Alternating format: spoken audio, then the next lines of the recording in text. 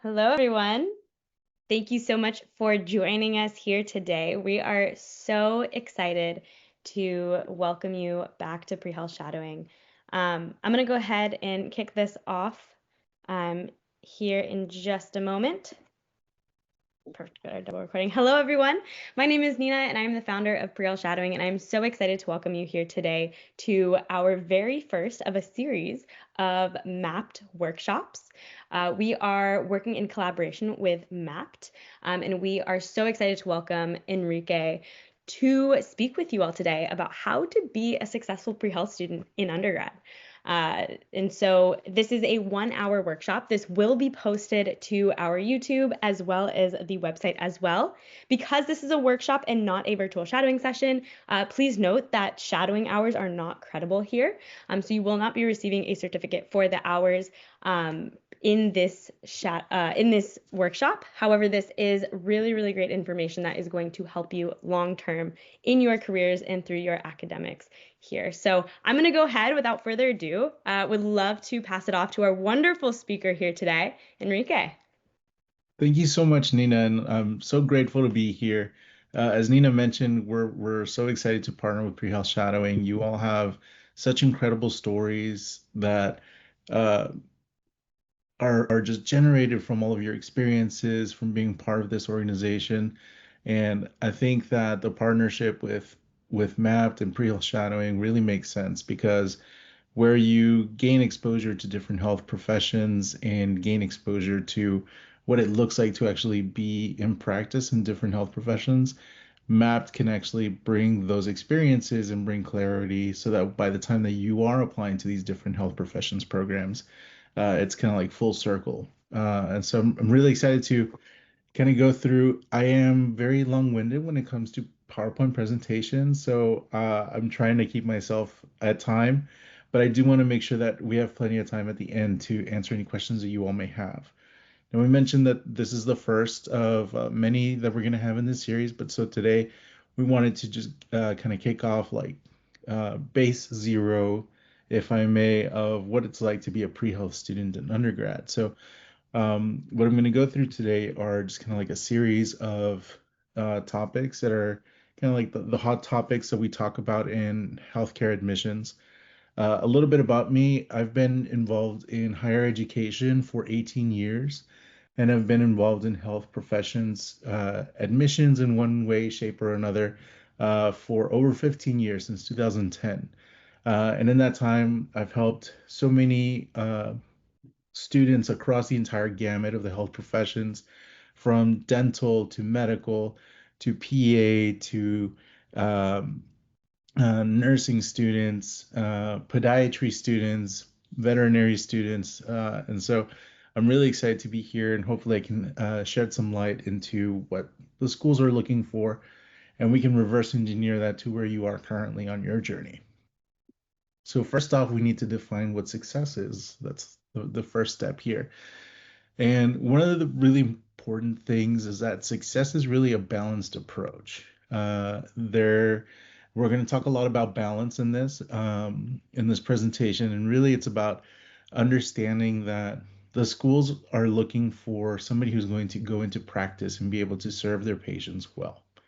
In order to do that, you have to somehow figure out how to be caring, you need to be Superman, Superwoman, super person in all of your activities, engaging in community service and having the clinical service hours, and engaging in shadowing, and having the perfect GPA, having the perfect admissions test score, and really. It doesn't work that way. You know, if the schools wanted a specific type of person, a cookie cutter, they would tell you like, here's the cookie cutter mold, you need to fit into this. But that's not what any of these health profession schools are saying. They're saying we're looking for people who can go out there and serve people. And if there's anything that I've learned in my experience on my almost 40 years on this earth, is that people are not perfect, and there's always that balancing act of trying to figure out how to navigate that.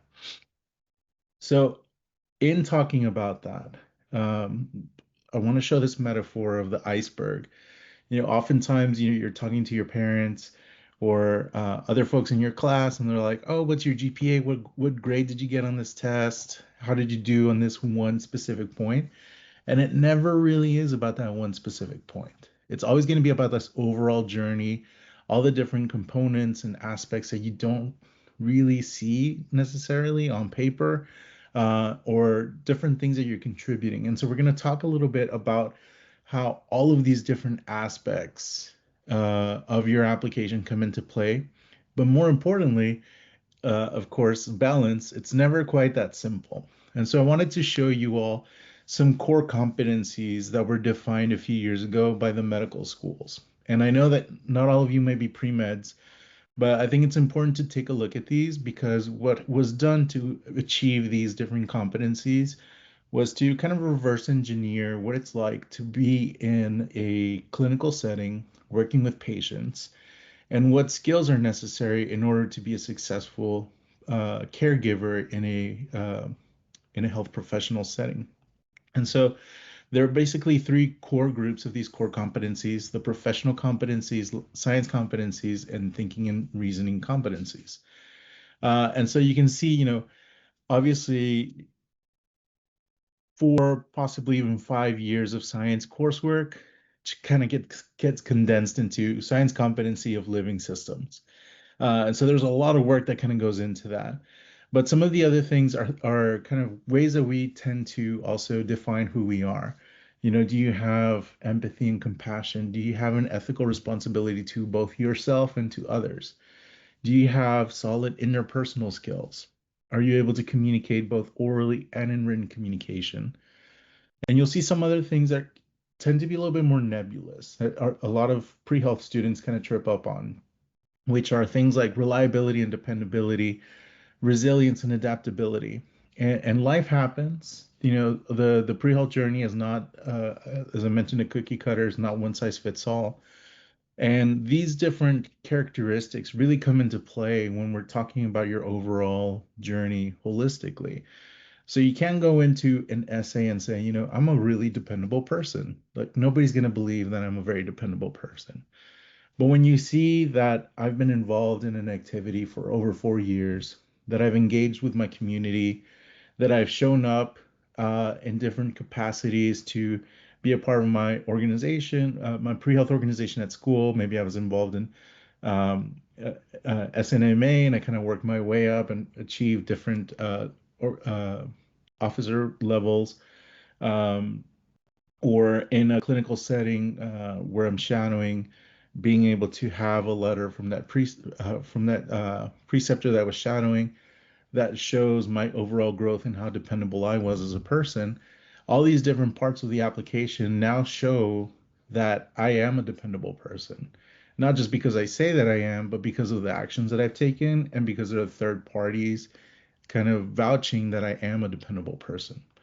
And so when you think about these competencies, not just in how you present yourself, but in how you are showing up in different capacities and different aspects of your pre-health career, then these kind of start telling an overall story of who you are as a person and how you'll be able to be a more effective healthcare practitioner in the future and be there for your patients in certain capacities.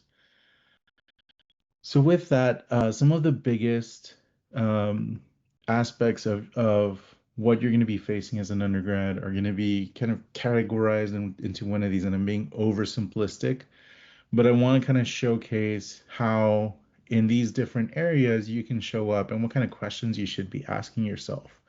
So first off, in academics, when an admissions committee is looking at an application, they'll take a look at your coursework, your GPA trends, and then your admissions test scores. So when you're looking at coursework, and I get this question so many times from students, is like, is it okay if I took genetics instead of embryology, or is it okay if I took this or that? And it really depends, one, on which courses are available at your school. Some students will go to schools that are huge and offer, biochem 2, every semester, and other schools are like, you take it in the fall and that's it, or you're gonna have to wait till next year. So that really limits how well what kind of courses you're able to take. So that context is taken into consideration when schools are looking at your applications.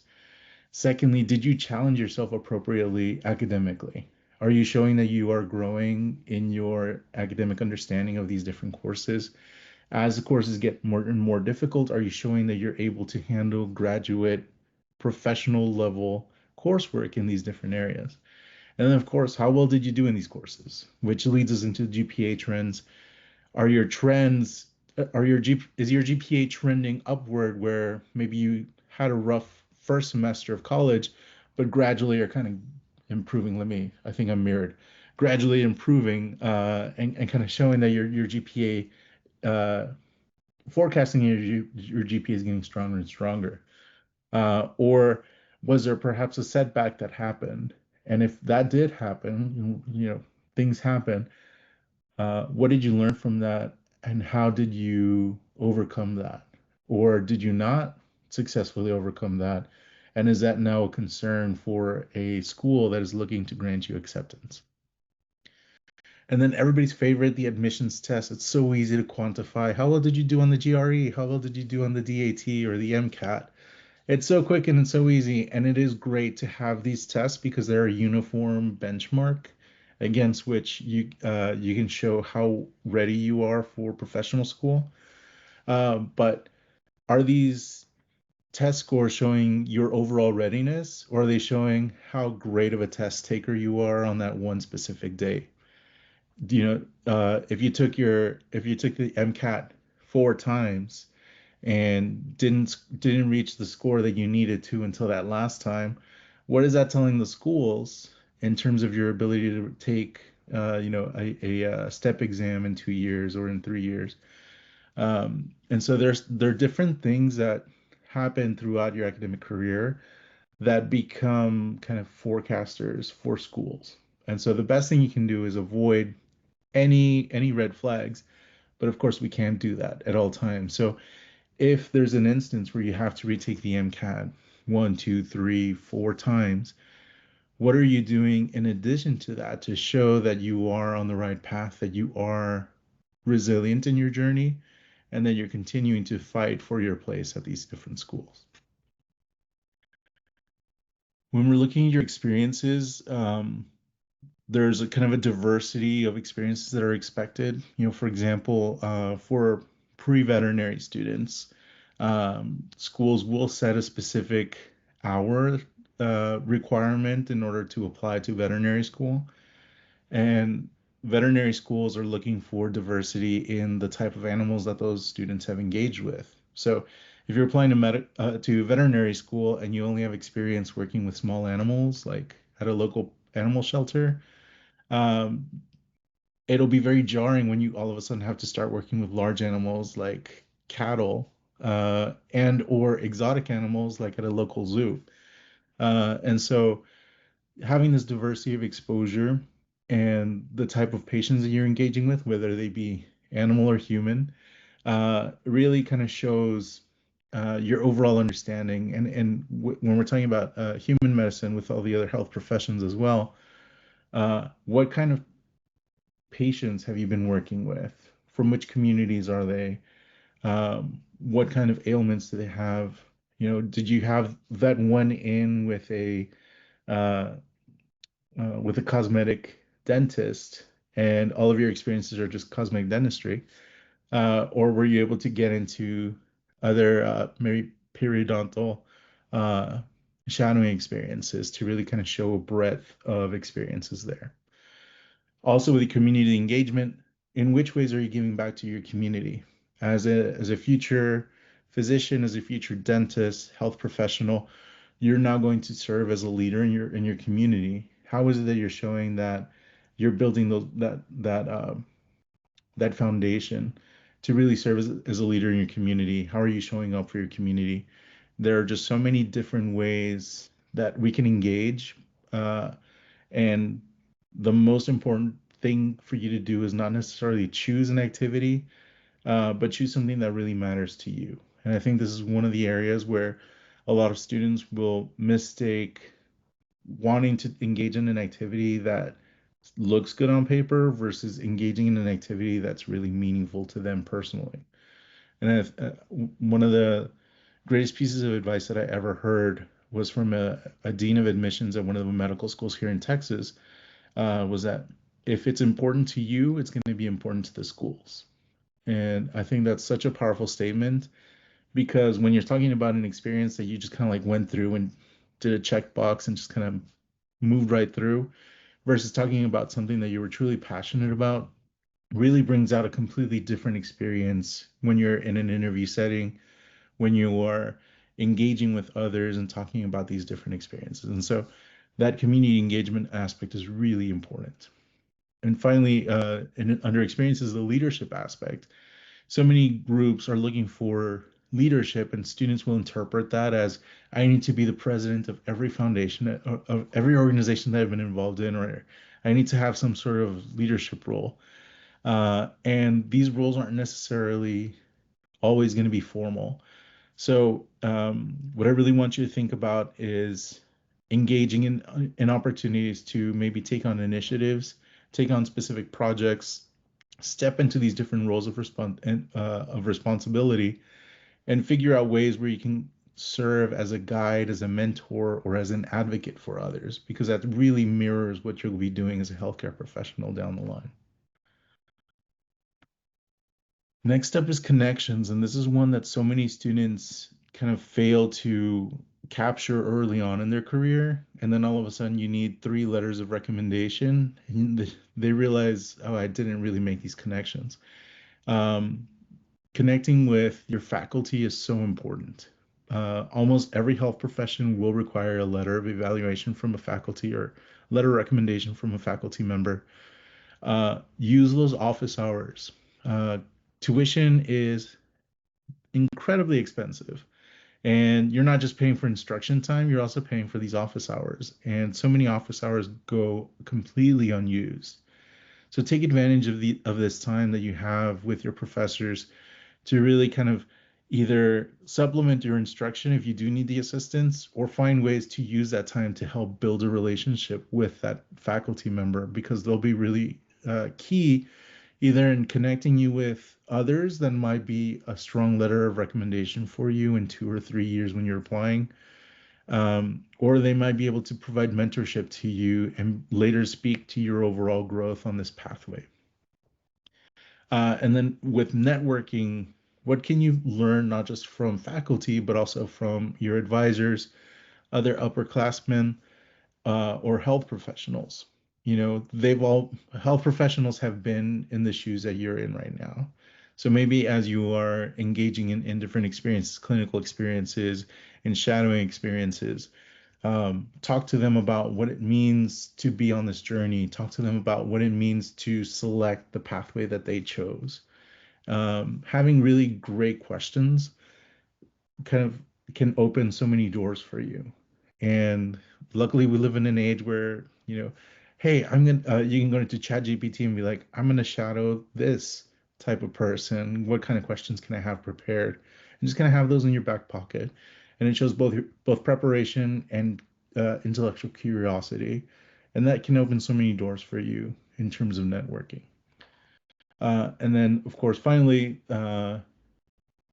pick and choose the student organizations that really help you hone in on your engagement of peer support and developing these different leadership skills that the schools are going to be looking for.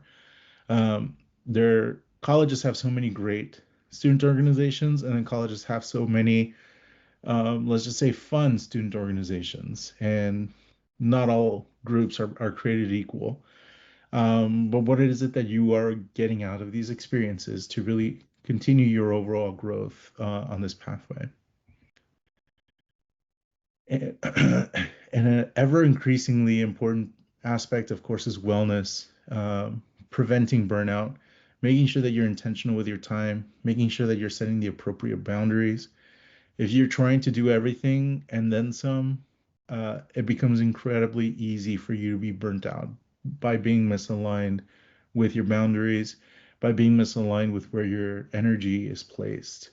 And make sure that you're finding the time to rest and recover. Find the activity that might help for you to kind of re-engage with yourself.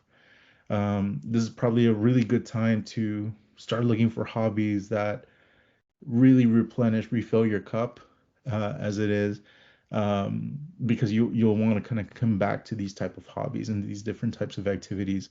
And I'm sure that the team here has so many that you all might want to share. In fact, if you have a fun hobby, I know a lot of folks recently have gotten into like knitting or crocheting.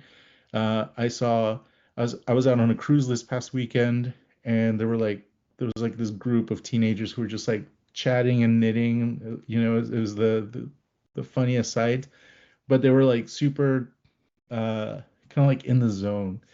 And so I think it's important that we all find the specific hobby that kind of like reconnects us with who we are, reconnects us and replenishes us, because especially in the healthcare setting, you're asking we're we as a society are asking for you to put others ahead of you, and it's so important for you to be able to be there fully for yourself as well. And then of course time with friends and family. You know, who are these folks that are keeping you grounded and keeping you motivated? There's this really great quote that Brene Brown used in Daring Greatly, and it's um, the man in the arena. You know, kind of talking about how um, there's a man in the arena, and everybody in the coliseum around them is kind of just like shouting all of the bad things, like "How dare you? Who do you think you are? You're never gonna make it." And just kind of like being critical and really kind of judging the person in the arena for doing what they're doing without necessarily having any stake in it. And so really think about who's in that arena with you, supporting you, propping you up, helping you out, and who are the people on the outside that are just looking to give their opinion. Those people don't matter. The people that matter are going to be the ones in that arena with you. Um, and so really think about um, using these relationships, nurturing these relationships, because they're going to be the ones that are going to be with you for that long haul. All right, with all of that covered, we can now get into holistic review. And so I'm going to bring back this iceberg imagery.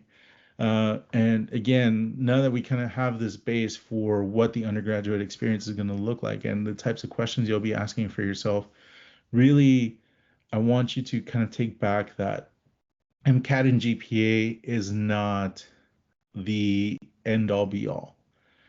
There are um, really, it is a very important aspect of your application, but it is not necessarily the total make or break point for so many students. Now, when we're talking about that balance that I mentioned earlier, a GPA that may not be the most robust could often be offset a little bit by, as we mentioned earlier, the difficulty of the coursework that you've engaged in, the availability of the coursework that you've engaged in, perhaps even MCAT, GPA, I'm sorry, the MCAT, the GRE, the DAT, or whichever entrance exam, and other aspects of your application. So where one area may not necessarily be the strongest, other areas may come in to compensate for that. However, if you look at your entire application as a whole, multiple areas that aren't fully fleshed out are not able to prop up at other areas that may need additional focus. And a lot of students may not even encounter that there are any weak areas in their application until they've fully gone through the entire application cycle and realize, oh, I don't have a I don't have great interpersonal skills. I went through all these interviews and I didn't get a single offer. Or maybe I need to refocus on an MCAT or a DAT or GRE, and take a gap year to be able to overcome that. And so it can be really jarring to be working so hard for so long and then hitting a wall like that, especially because so many pre-health students are also, y'all are overachievers, y'all are type A, and just incredible at being able to do everything. And then all of a sudden you hit a wall and it can be really jarring. And so what I really want to kind of preface, or rather What I want to prepare you for is that this is a difficult journey, and the schools are competitive to get into, regardless of which ones you're looking at. Um, but there is balance in holistic review, and I think it's really important to understand that um, it really comes down to the mission alignment of the schools. One of the new terms that the medical schools are using is this mission aligned admission. It's kind of replacing holistic review, but really what it says is each school has a value statement, each school has a mission statement. How do these students align with what we've said that we're going to be doing? And so, what you're going to be hearing a lot from your health professions advisors and what you'll be seeing in practice is, for example, there are certain schools that may focus on rural health or may focus on specific regions of the state or of the country that have very specific issues. I, as somebody who has zero experience in rural health and didn't come from a rural community, may not necessarily be able to understand the needs of that community and why that medical school exists to be able to support that community. And so what you may be seeing is schools kind of really reinforcing that their mission statement reflects exactly who it is that they're looking for. And lucky for us, all the schools will post their mission statements, their value statements on their websites. You can go in and start Googling, uh, Mayo Clinic. You can start Googling, still UCLA. Every school is going to have their different mission statement and value statement. So start thinking about your target schools and how these different mission statements kind of show up in who you are as a person, and start thinking about crafting your story around. Obviously you don't want to target one specific school, but crafting your story around these different overlapping missions. Maybe you're somebody who's really passionate about indigent communities and providing equitable care. um, Find those schools that are really focused on that. Maybe you are somebody who is looking for the most specific pathway into a residency program that only accepts like one or two students a year. Which schools are going to get you there, and which schools have that track record, and kind of like find your niche in that. And so this is kind of something that's growing and happening. But with that, excuse me, with that said, um, got a couple of myths here for you. Myth one: holistic means that you can ignore the GPA and MCAT. I'm gonna be very clear that is not the case. There does need to be a certain GPA, a certain MCAT that needs to be achieved, and that number is going to be determined by the totality of your application.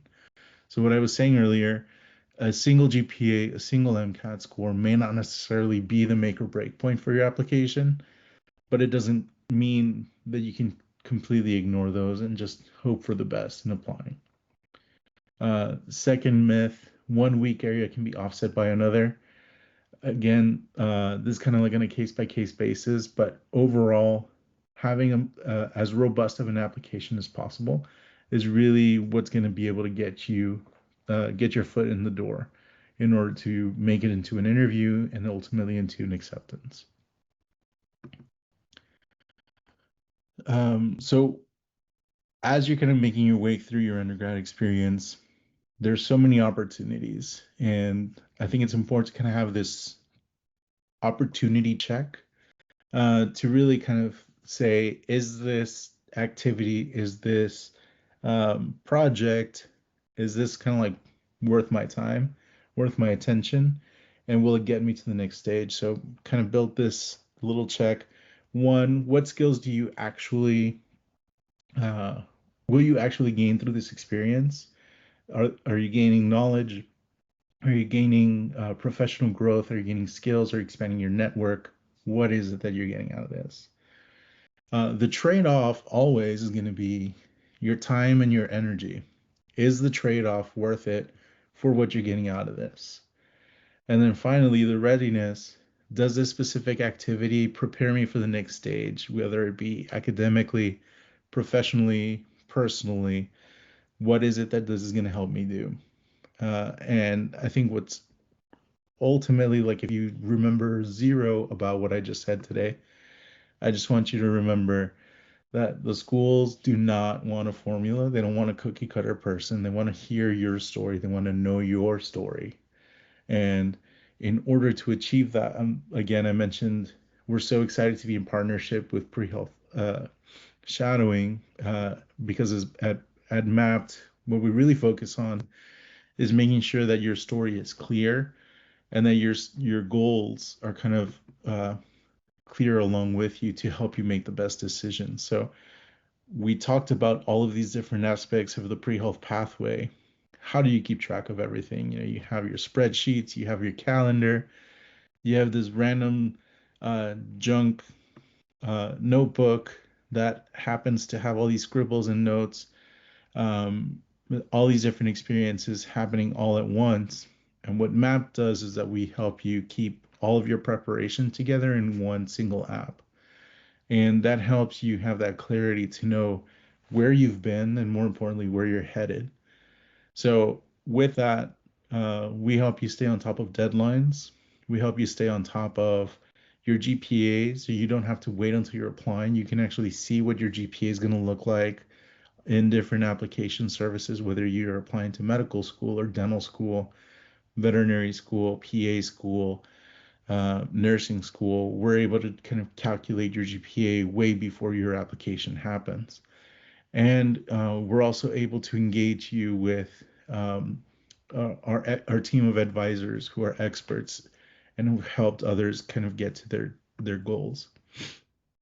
Here's a direct screenshot from Mapped that kind of shows what this first semester of college would have looked like for me. Statistics, chemistry, and you're able to see and enter uh, the credits and the GP and the grade that you got, but also whether they fulfill specific prerequisites. And what we do with this data is that we'll actually um, put it together into a dashboard that allows you to track your GPA over time, but also you're able to track specific schools. And based off of those prerequisites, you can actually see your overall progress and what it looks like. So you can see when you are completing the prerequisites for one school or whether you might need one or two additional courses at a different school. In addition, the other big part of your application is your activities and everything that you're engaging in. I can tell you right now, you'll probably forget what you engaged in, a year ago or 2 years ago, and when it comes time to apply, it's really difficult to keep track of all that. So what you can actually do within Mapped is create a specific activity. Like for example, I like bowling, so I put in bowling. So every week when I go to, bowl a game, I can log. I put 3 hours here, 2 hours here, 1 hour here today, and over time it'll show me that there's a total of like 400 hours of bowling, and that's kind of like reflecting what you'll be engaged in with different different clinical experiences, different shadowing experiences, just top to bottom, everything that you'll be doing. In addition, we currently allow you to track your GPA and your GRE. I'm sorry, your MCAT and your GRE practice tests, as well as your full length practice tests, as well as the actual tests. So you can visualize what your overall progress looks like over time. Coming in the spring, we're also going to bring in the DAT into this. And so you'll be able to track how you're doing on your DAT admissions tests. And then we also, for Mapped Pro members, everything I just showed you all was free. With Map Pro, we actually have our team of experts available to provide support via our chat, and you have the ability to chat with us without limit. So if you have a specific question or if you have something that you are trying to like navigate on your end, you can actually send us a chat request, and we're able to um, support you on there. And then finally, as part of this presentation, I wanted to offer you all half off of a full year of Map Pro. We're about to run a sale later at the end of the month. um, that is going to offer 30% off. But for you all, we're actually going to do half off.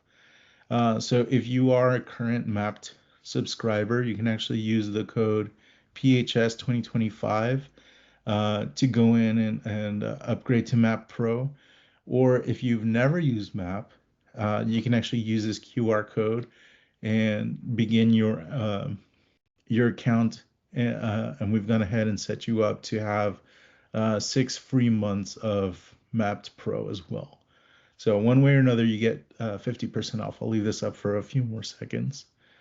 And this is second to the last slide. I told you I talk a lot, but we made it. All right. So I want to see if you all have any questions. I see that there are a few in the chat.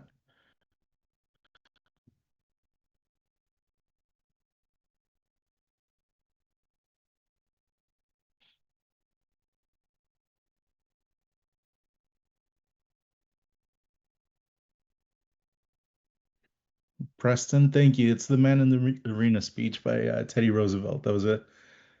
Exactly it. I apologize that I only referenced Brene Brown, but yeah, it's a great speech, and I think it's really telling both of the life and times of Teddy Roosevelt, but also directly applicable, I think, to students on the pre-health journey because you all are bombarded with opinions about which journey you're on, which steps you need to take.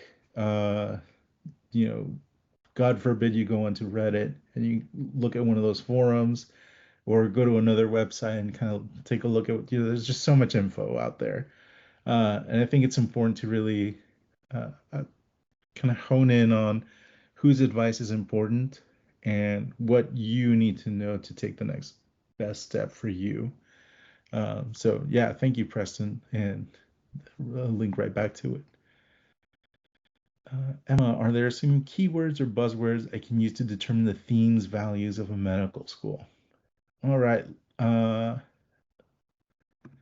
oh, Preston also answered. So to answer Emma's question about themes or values of a specific medical school, because they do sound familiar a lot of times, Preston recommended using ChatGPT or Gemini to kind of find schools with mission value statements that match what they were looking for. And then from that list, kind of did their own research as to which schools kind of best align. I think it's a great strategy. Um, we on Mapped, we actually have the school's missions as well. And I'll show you all here.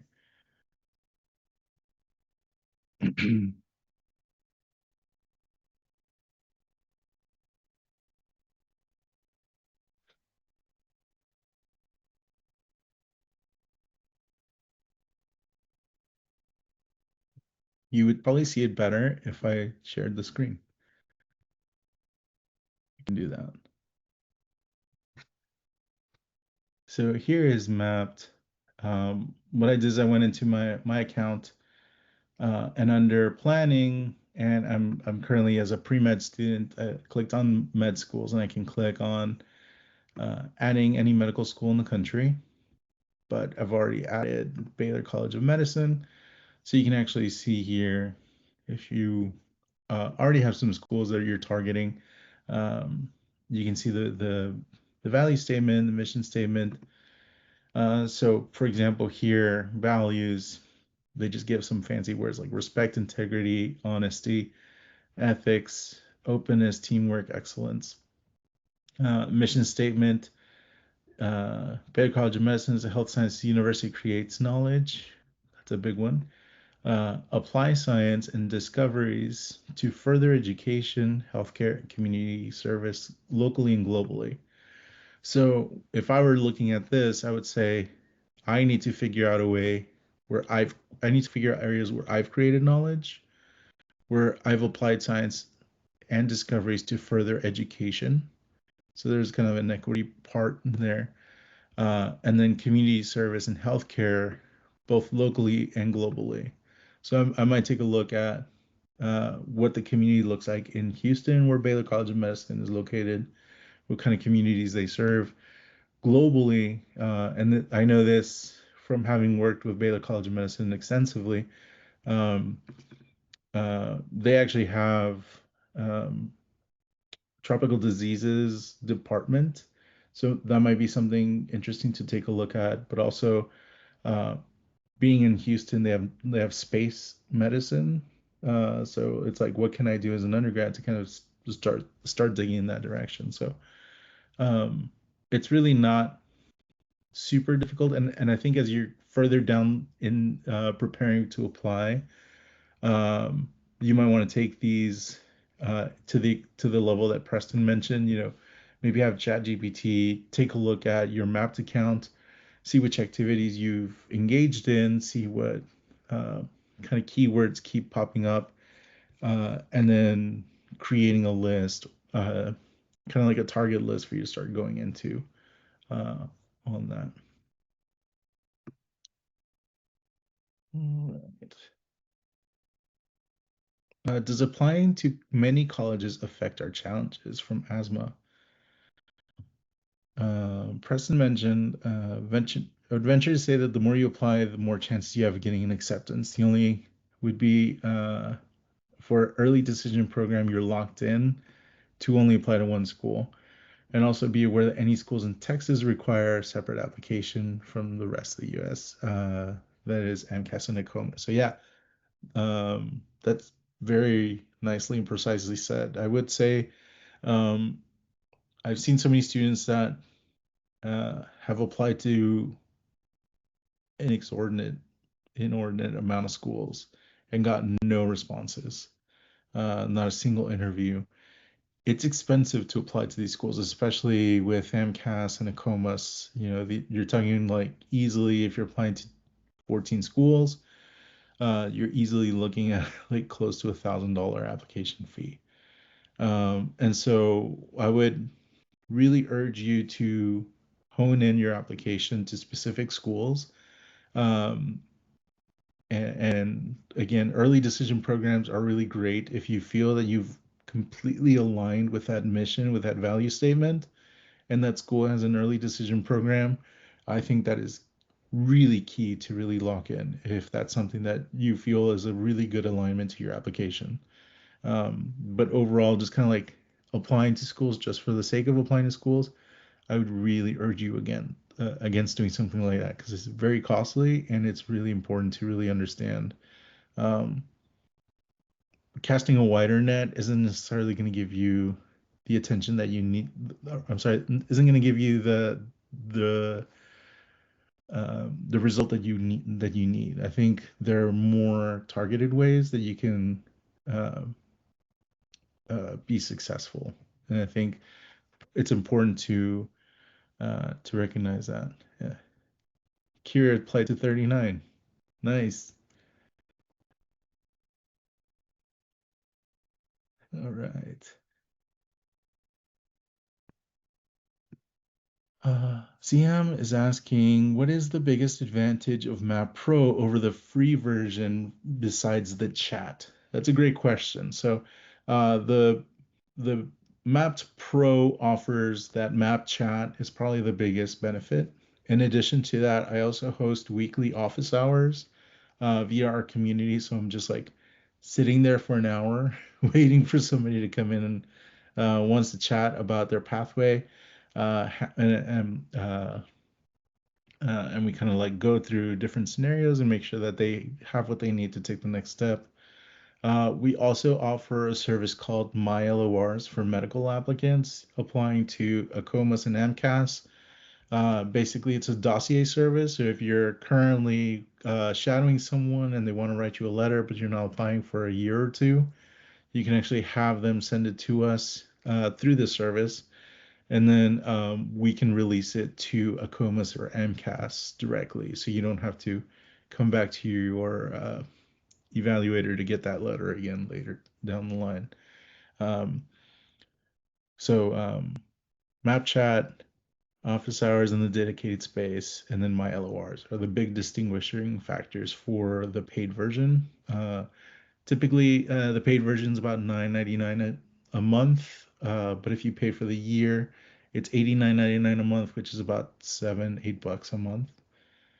And then with this one, of course, with this coupon code that I shared with you all, you get that half off price. Oh, and someone's asking for the QR code. So yes, I can come back to that.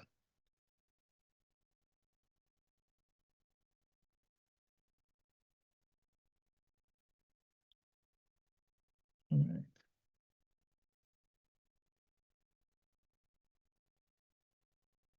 Evelyn, thank you so much for sharing that fee assistance program from the AAMC. That's a really important.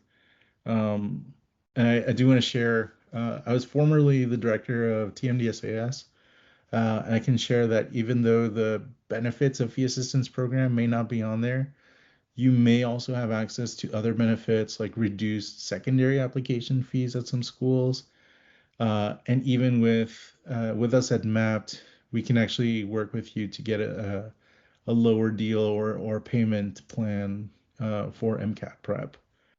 So there's so many kind of like hidden benefits for the fee assistance program if you do qualify.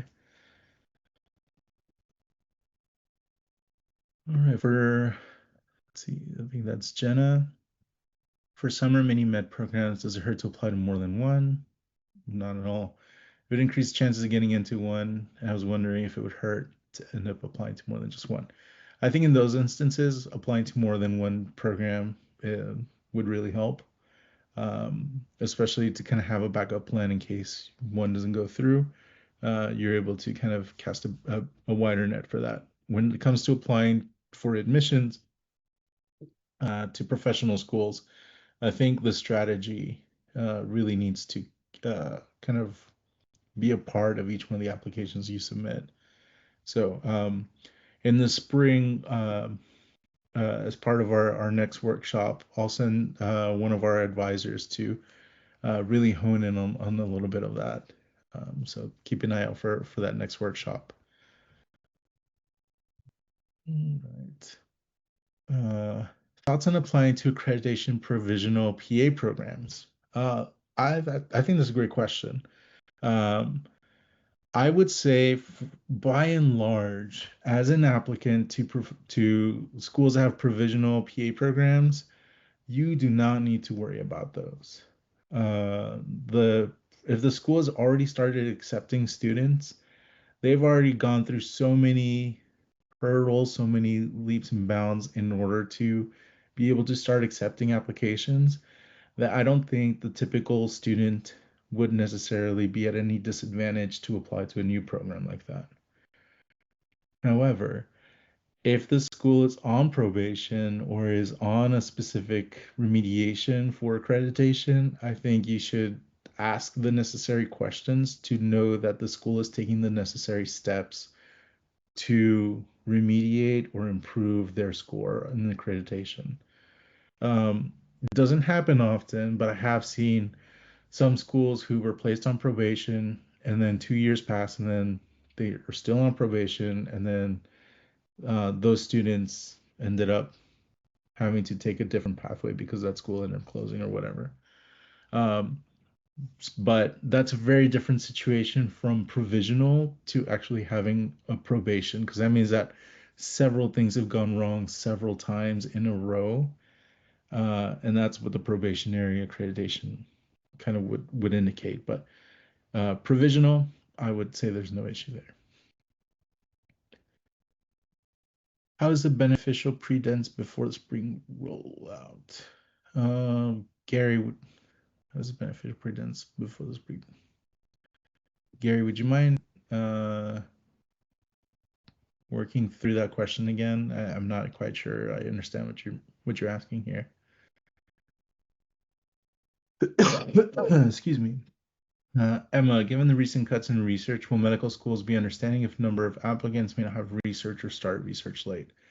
Absolutely. They understand. I can tell you that with absolute certainty because schools were really quick to make adjustments when COVID hit for making accommodations for students that did not have shadowing experiences at the same level as other years. Um, but as far as research goes, unless it's a heavy research school and you're looking at MD PhD type program, research is probably a little overrated. And so I really want to urge you to not feel that research is such an important part of your application. If MD, PhD, or research pathway is exactly where you want to go, then more power to you. Go pursue it fully. But I don't think the schools are really going to be seeing that big of a hit, at least in the UME space. Preston, yes, I was formerly director of TMDSAS. I served there for about 5 years, and I was with TMDSAS for about 15 years. So if you have any TMDSAS questions, I'm happy to help. Emma, does Mapped offer free virtual consultations for new customers? Uh, Not necessarily, but if you just joined us, then you can join me. Tomorrow's going to be our office hours for Map Pro members, and if you have any questions, I'm happy to help. How is Map beneficial for pre-dental students since all the DAT functions on Map don't go live until the spring? Ah, I get your question, Gary. So the dental application is currently closed, and the DAT tracking is not yet available, but all the other tracking of your activities is fully functional and tracks based off of both what's on the ATSAS application as well as the TMDSAS application, because there are dental schools in Texas that go through TMDSAS. In addition to that, you can start tracking your GPAs to see what the ADSAS or TMDSAS GPAs would be like. So even though we don't yet have DAT tracking, there's still plenty you can do as a dental applicant within MAPT. Bisoy is asking if MAPT recognizes schools from the UK for registration purposes. Unfortunately, for the most part, that's not something that we can do, and that's mostly because the professional schools have specific guidelines around accreditation of undergraduate institutions to determine GPA calculations. So I think there might be a handful of schools, uh, particularly the ones that are like the American University type schools that are accredited and maybe overseas, but um, you know, typical undergraduate institutions in the United Kingdom or in other countries may not necessarily qualify to be part of your undergraduate GPA for most professional school programs.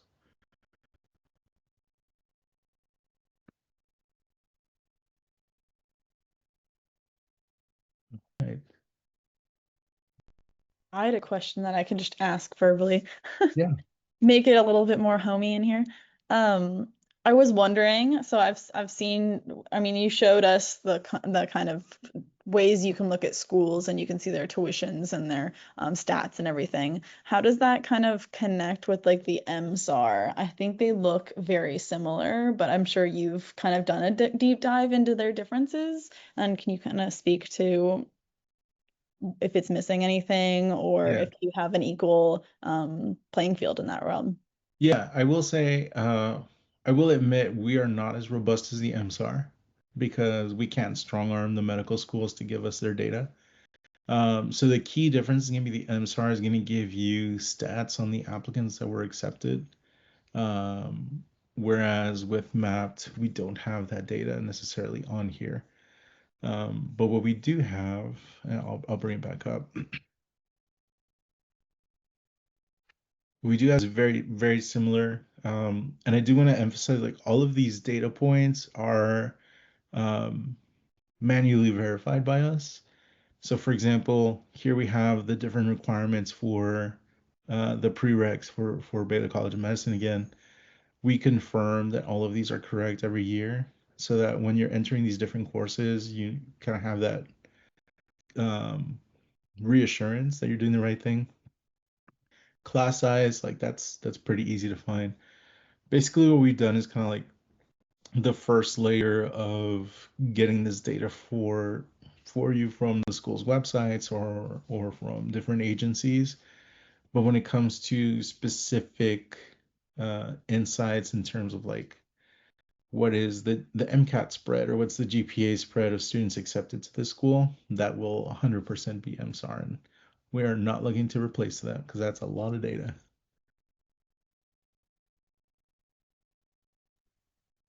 Oh yeah, I'm sure. We got another question from Lauren in the chat. Yeah. Let's see.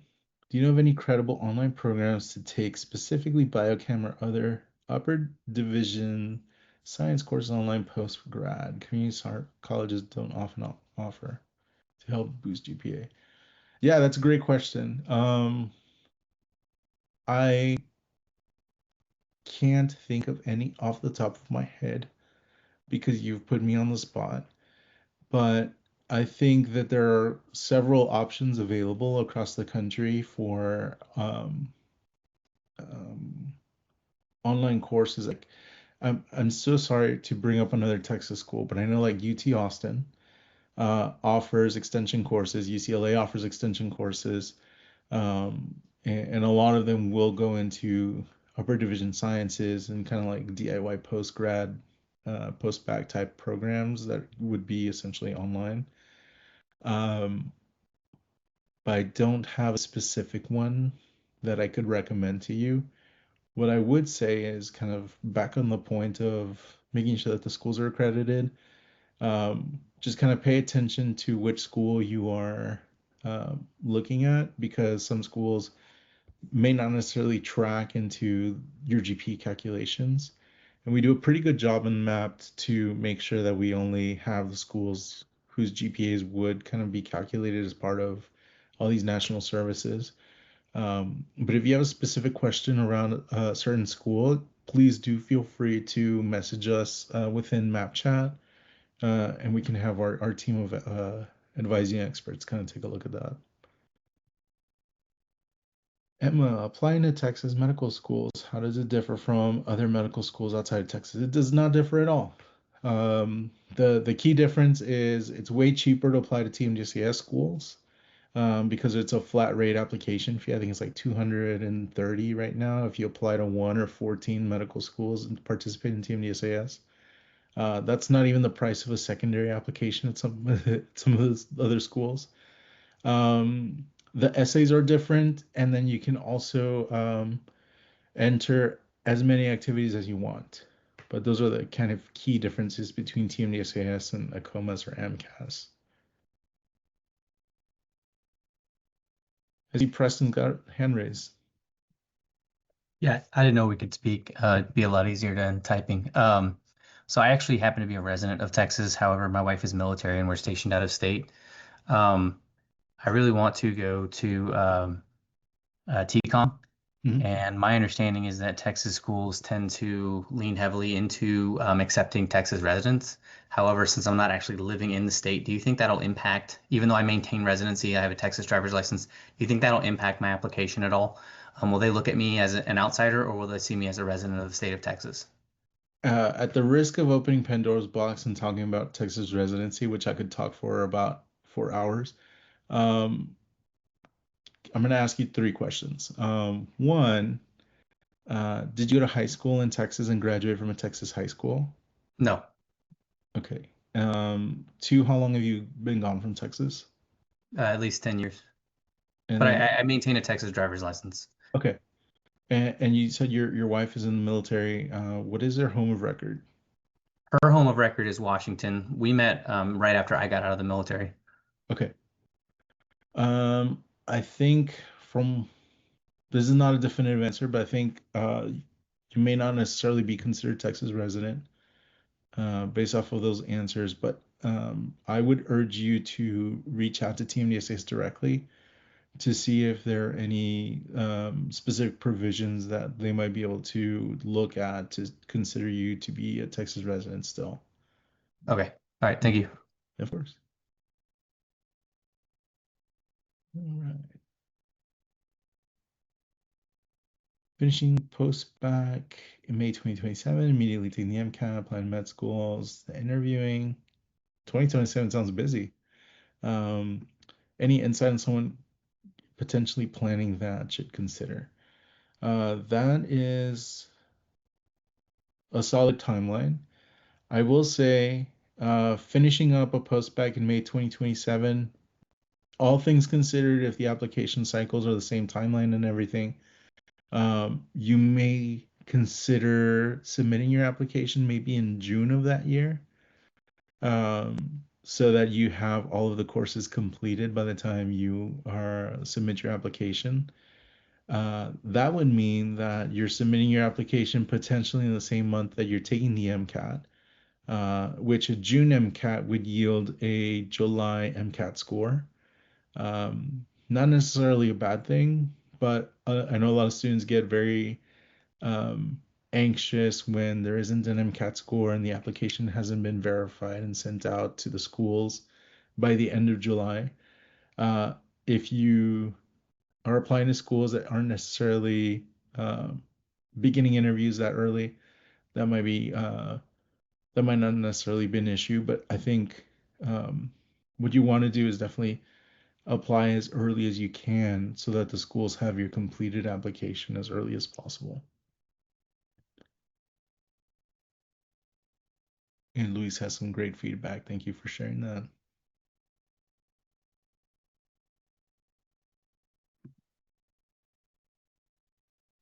Are HBCU medical schools featured in MAPT? Morehouse, yes, they are. And I think Spelman is open or not yet. No, okay. Um, I don't know if I'm saying this correctly. What is MSAR? It's the MSAR, and Kieran already answered it on there. And perfect. Y'all got this. Love the teamwork. Y'all are amazing. Alrighty. Well, thank you all so much again for having me today. This has been such a treat, and I'm so happy to kick off this partnership with Pre-Health Shadowing. Again, you all have access to Map Pro now, so if you have more questions, I'd love to welcome you to join us in that space. Again, I host weekly office hours there, and so I'm happy to answer any other questions you all have, and look forward to our next workshop coming in the spring. Awesome. Thank you so much, Enrique. Thank you for your time and thank you for sharing all of this information with our students. We are so excited to continue our partnership with MAP. If you guys have any questions, you know where to find Enrique. You can see him in office hours. And be sure, if there are any ways that you feel like pre-health shadowing can help you on that journey or get you connected to folks at MAP, you're welcome to reach out to us as well. Big thank you once again to our leadership team as well who joined us here today. If anyone is interested in joining our leadership team, Enrique talked a little bit about leadership opportunities and having a long-term commitment that you are showing that you are committed to the growth and committed to the mission. Pre-health shadowing is definitely one of those opportunities. So if anybody is interested, you can visit our website, prehealthshadowing.com/join our team. And volunteer as well. So we'll go ahead and wrap it up here. I look forward to seeing you all at our next virtual shadowing session and upcoming workshops that we have. And I hope you all have a great day. Bye, everyone.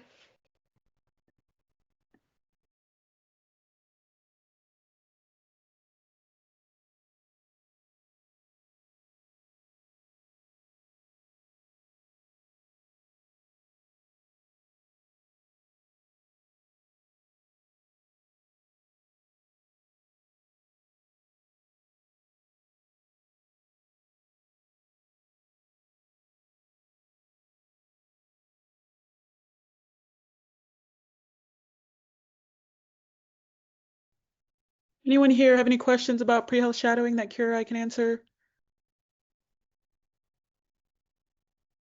I think there's only 3 of us anyway. All right, cool. Bye, y'all. Bye.